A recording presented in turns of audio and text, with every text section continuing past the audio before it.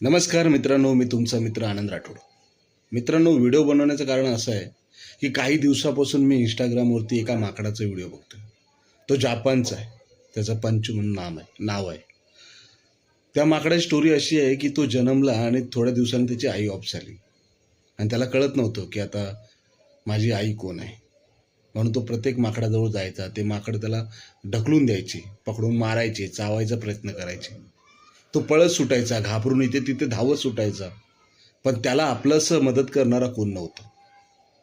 मग तिथेच एक त्याला टेरी बेड मिळाला, माकडाच्या स्वरूपातलाच.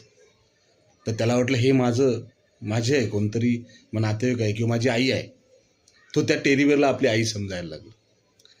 आणि जेव्हा कोणी माकडं त्याच्यावरती अटॅक करायचे ना, त्याला मारायचा प्रयत्न करायचे ना, तेव्हा तो टेरी बेडला घेऊन त्यांच्यासोबत बसायचा, जेणेकरून बाकीचे माकडं घाबरायचे आणि ती बाजूला व्हायची. मग त्याला हळूहळू त्यात त्याची आई दिसायला लागली. मग तो त्या टेरीबेड सोबतच खेळायला लागला.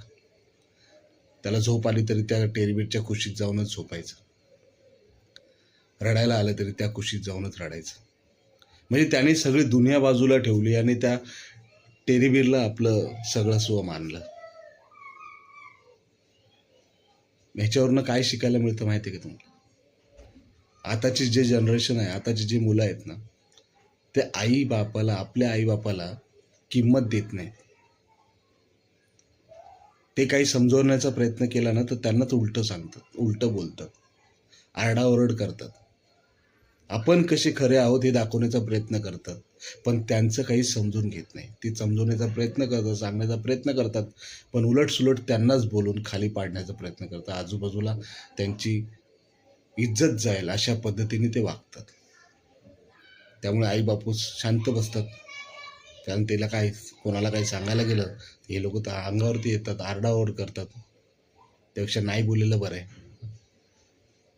पण त्यांना हे कळत नाही, जर ह्याच्यातला एखादा माणूस जरी आपला गमावला किंवा गेला,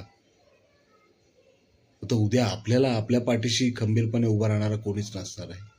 त्यामुळे असेच बाहेरची जी लोक आहेत ना, ते चावतील, मारतील, झोडतील किंवा कुठेतरी तुम्हाला गुंडाळून टाकतील. आणि त्यावेळी तुम्ही पाठी आवाज द्याल ना, तर तुमचं पाठी आवाज ऐकण्यासाठी कोणी उरणार नाही. मग त्यावेळी तुम्ही एकटे पडाल.